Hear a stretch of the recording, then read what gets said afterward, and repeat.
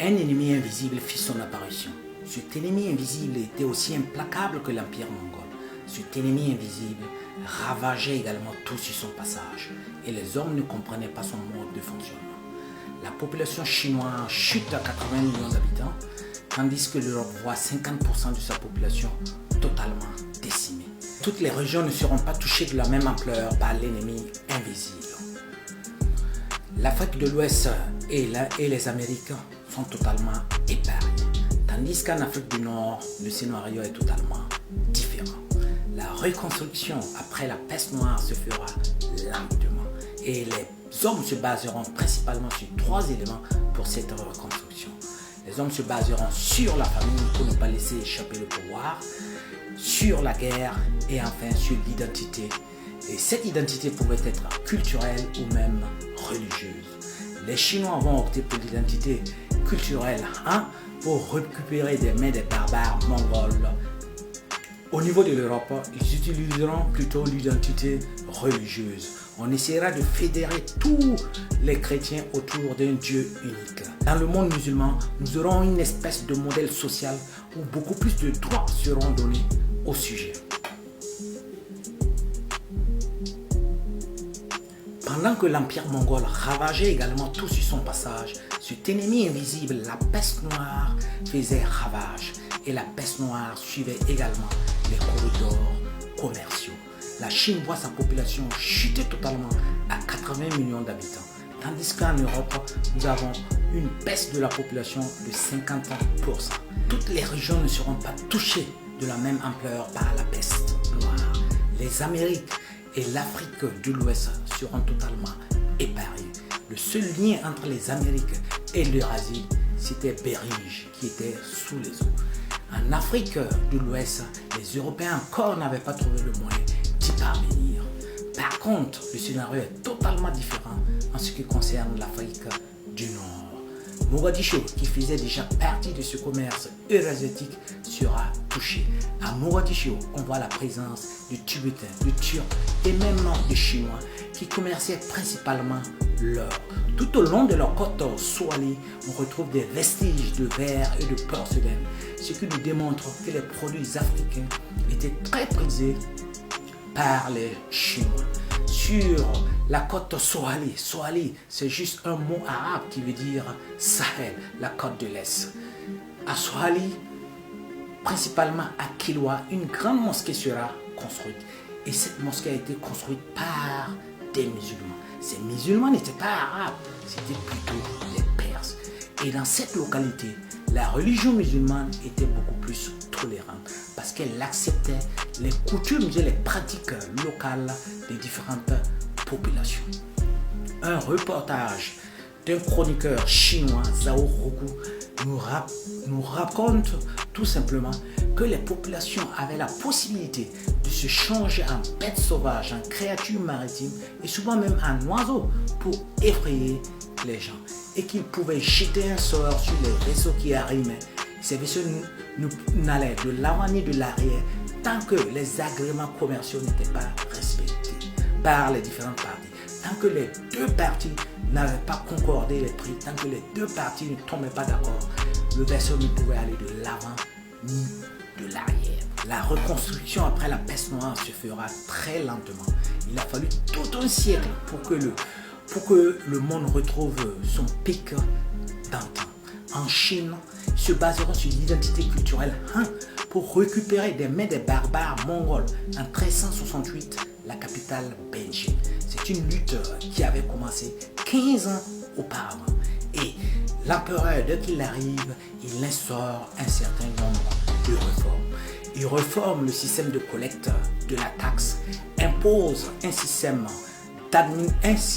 d'examination à l'administration et surtout commence à reconstruire la cité interdite. C'était au cœur de cette cité interdite que la politique chinoise sera décidée. La politique interne et même la politique externe chinoise sera décidée.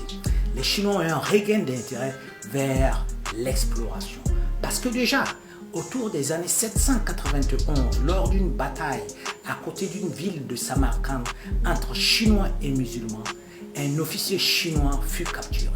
et cet officier pendant 12 ans restera avec les musulmans pour faire participer à différents voyages. Au bout de ces 12 ans, il arrive à s'échapper, il vole un vaisseau, il arrive à Canton en Chine. Et lors de la rédaction de ces différents mémoires, il parlera surtout de l'Afrique. Il parlera des animaux sauvages, des animaux exotiques. Il parlera de l'encens, des carapaces de tortue, de l'ivoire. Donc tout ceci donne un regain d'intérêt pour les Chinois, pour l'exploration. En 1382, on retrouve également un jeune musulman du nom de Mahi qui fut capturé par l'armée chinoise. Et ce jeune homme sera amené dans la cour royale. Il sera castré et fera partie de la classe des eunuques. De 1405 à 1433, il mènera 7 grands voyages. Il sera la personne qui s'occupera du trésor de la flotte royale. Et Zheng He, à chaque voyage, pouvait sortir avec 300 vaisseaux. Si on compare un de ces vaisseaux à celui de Santa Maria de Christophe Colomb, on voit une grande disproportion entre les deux. Cela nous donne une idée de l'ampleur, de l'envergure de l'exploration que les Chinois ont envie de mener tout autour du monde. Malheureusement, l'empereur meurt en 1424. Donc toute idée d'exploration sera totalement abandonnée. La Chine se repliera sur elle-même parce que la classe confucienne arrive à détrôner la classe des eunuques. Les deux classes étaient en bataille. Finalement, c'est les Confuciens qui gagnent cette bataille. Dans la chrétienté au niveau de l'Europe, le scénario est totalement différent. On ne voit pas une intégration dans cette partie du monde. Plutôt, nous voyons de petits royaumes qui sont en train de se battre les uns entre les autres pour savoir qui avait le royaume qui avait le plus de fidèles, qui avait les vrais croyants parmi eux. Entre ces deux grands théâtres va naître 3 grands empires musulmans. L'empire Mughal, Safavide et l'empire Ottoman. L'empire Ottoman sera celui-là qui va durer le plus et sera celui-là qui va imposer son autorité pratiquement sur tout le monde.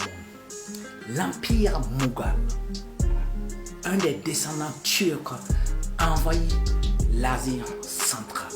Donc Timur, qui est considéré comme un grand conquérant, va s'en prendre au sultanat de Delhi. Le sultanat de Delhi avait une grande armée composée d'éléphants. Et Timur, pour venir à bout de cette armée, utilisera des chameaux dont il enflammera leur bosse. Avec de la paille. Les éléphants très effrayés commencent à s'agiter et se retournent et piétinent les soldats.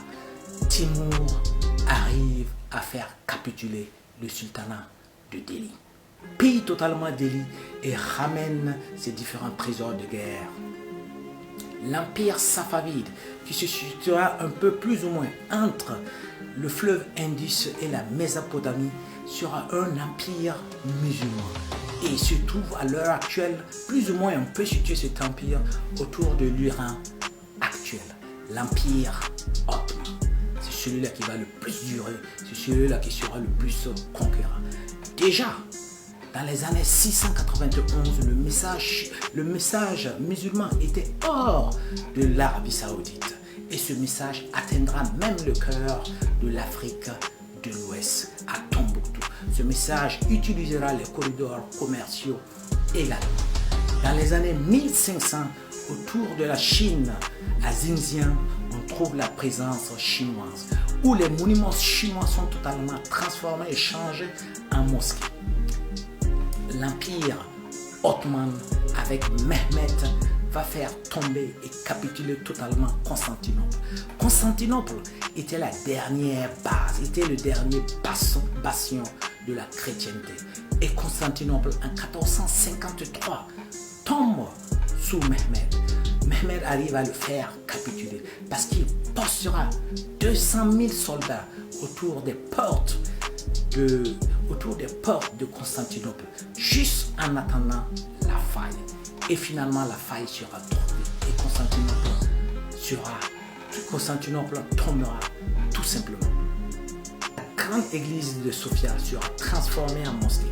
Et là, ça sera vraiment un coup très dur pour la chrétienté. La chrétienté, pendant 1000 ans, a contrôlé Constantinople jusqu'à la mer Caspienne. Les rues de Darbel étaient contrôlées par la chrétienté. Mehmed postera 75 000 soldats devant Vienne en attendant de faire tomber et capituler Vienne. Heureusement ou malheureusement, à cause des pluies diluviennes et des intempéries, Vienne aura le temps de se ressaisir, de se reconstituer son armée et avoir du renfort. Donc finalement, Vienne ne tombe pas en 1529. On peut même spéculer en imaginant un peu si Vienne était tombée en 1529. Qu'en sera-t-il de la chrétienté? Probablement que la chrétienté n'existerait plus et ce sera seulement la religion musulmane qui sera l'unique religion dans ce. Mehmed n'a pas été portrait par tous les chrétiens comme un barbare. Il y a une célèbre peinture de Bellini qui lui rend hommage. Parce qu'à Vienne, ils sont très contents. Les Vénitiens sont très contents de l'arrivée de Mehmed. Donc Mehmed est vu comme un sauveur. Mehmed est vu comme la personne qui vient les délivrer totalement de l'imposition de la chrétienté.